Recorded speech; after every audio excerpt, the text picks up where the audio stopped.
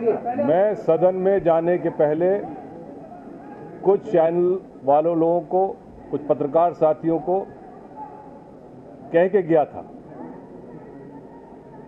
कि भारतीय जनता पार्टी की सरकार की साजिश है कि किसी तरीके से अविश्वास प्रस्ताव में चर्चा न हो पाए। मध्य प्रदेश के जो गौरव परंपरा रही है विधानसभा की, आज उसको शर्मसार कर दिया है भारतीय जनता पार्टी के सदस्यों ने और स्पीकर ने। कार्यसूची में अविश्वास प्रस्ताव अंकित था विधिवत चर्चा के लिए। कांग्रेस के राकेश चौधरी ने अपने तरफ से कोई आपत्ति की, जिसकी कांग्रेस विधायक दल में इस अविश्वास पर 3 बार चर्चा हुई, एक बार भी उन्होंने नहीं कहा ये किस तरह की सेटिंग हुई है, किस तरह का भ्रष्टाचार इसमें भी हुआ है। ये मध्य प्रदेश के इतिहास में विधानसभा में पहली बार हुआ है। सहारा क्या लिया जा रहा है कि कांग्रेस पार्टी के उपनेता ने राघव जी की बात आरोप पत्र में नहीं है इसलिए, और सदन के बाहर सोशल मीडिया में पता नहीं कौन कितने लोग टिप्पणी कर रहे हैं, उसको जिक्र करते हुए कि अविश्वास प्रस्ताव में हमें भरोसा नहीं है, लेकिन कांग्रेस विधायक दल के समस्त विधायकों का भरोसा इस अविश्वास प्रस्ताव में था और आज भी है और अभी भी है। ये तो बहुत ये जिस तरीके से सुनियोजित तरीके से, मुझे मालूम था कि चर्चा नहीं होने देंगे, पर मुझे ये उम्मीद नहीं थी कि हमारे पीठ में पीछे से छुरा भोंका जाएगा। ये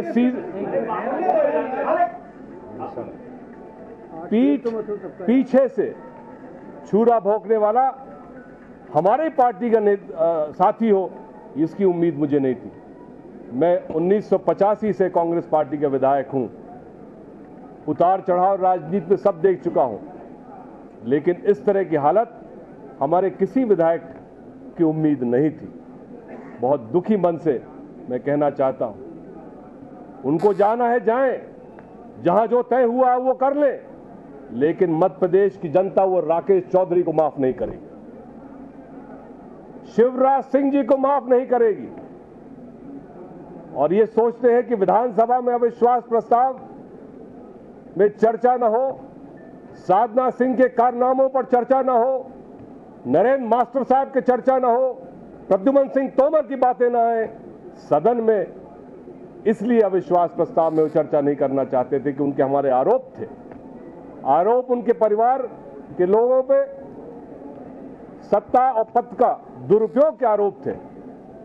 एक तो आरोप वो होता है जो पहले दिया जाता है, जो व्यक्तिगत किसी मंत्री या मुख्यमंत्री के ऊपर आरोप थे, जैसे उनको मिले कल वो जान गए कि सदन की कार्रवाई में यदि साधना सिंह और प्रद्युमन सिंह और नरेंद्र मास्टर साहब के सबकी चर्चा हो जाएगी तो नंगे हो जाएंगे हमारे प्रदेश के मुख्यमंत्री शिवराज सिंह। और जिस तरीके से ये कार्रवाई हुई, ये फासिस्टवादी है। आप प्रेस के साथी लोग ऊपर से देख रहे थे।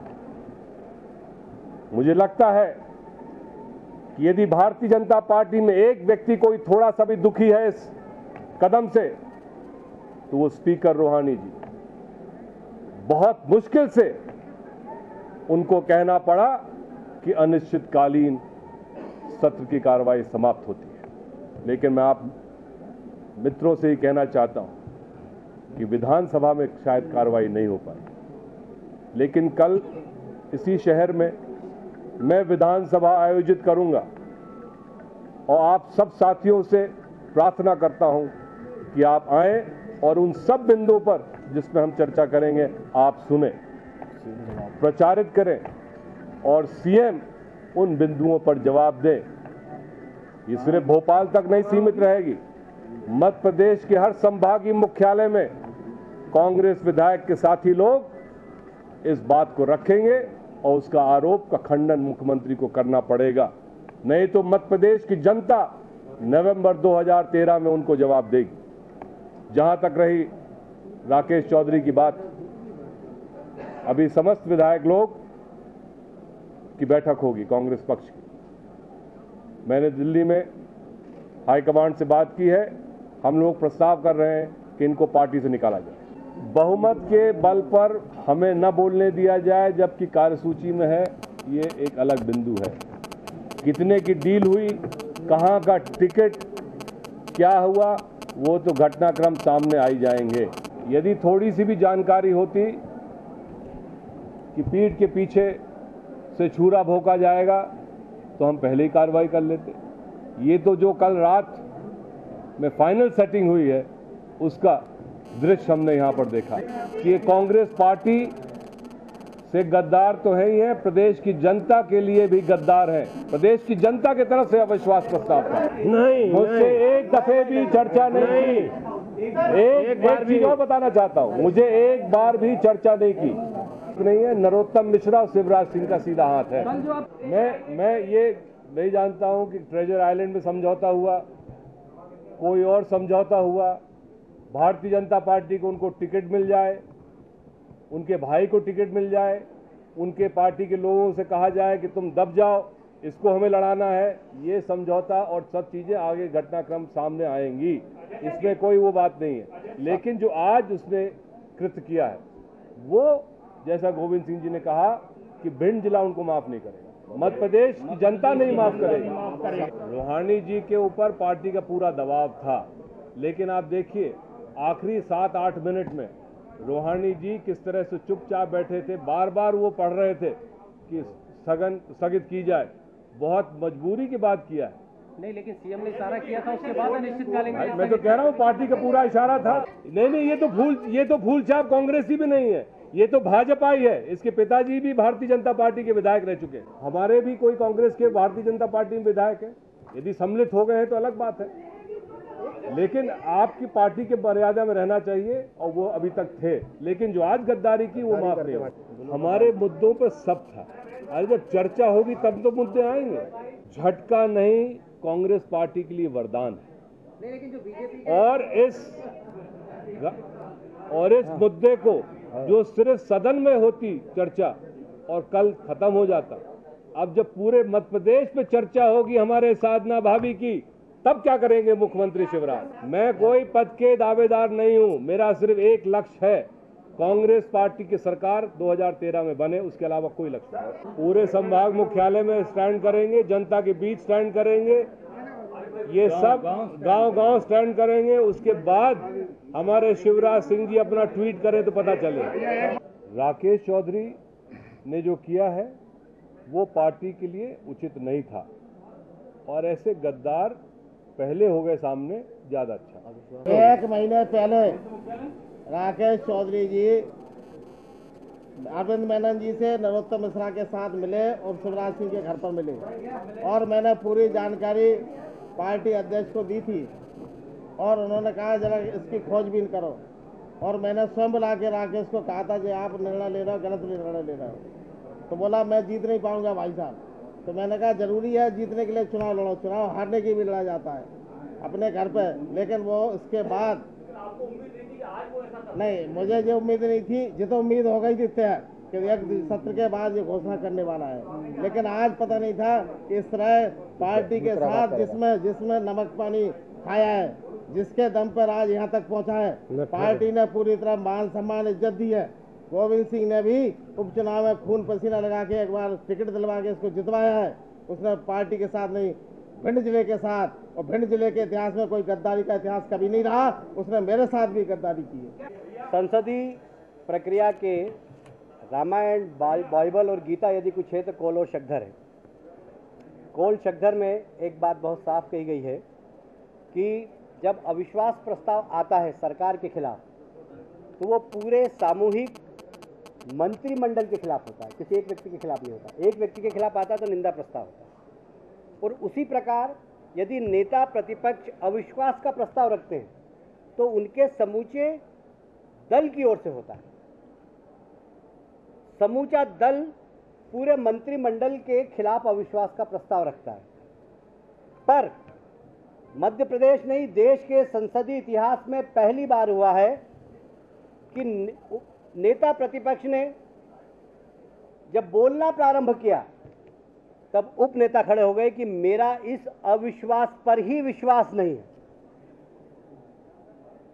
और कोल शक्कर में साफ कहा गया कि यह सामूहिक जिम्मेदारी विपक्ष की है और सामूहिक जिम्मेदारी मंत्री की है। जो दल अविश्वास प्रस्ताव रख रहा है उस दल के अंदर यदि दल के नेता के लिए अविश्वास है तो वह अविश्वास पूरा शून्य हो जाता है, अविश्वास का प्रस्ताव शून्य हो जाता है। और इसलिए संसदीय प्रक्रिया के अंदर रखा गया अविश्वास प्रस्ताव जब नेता प्रतिपक्ष ने रखा और उनके दल में ही विरोध प्रारंभ हुआ तो उस अविश्वास प्रस्ताव का कोई औचित्य नहीं था, विधानसभा में चर्चा कराने का कोई औचित्य नहीं था।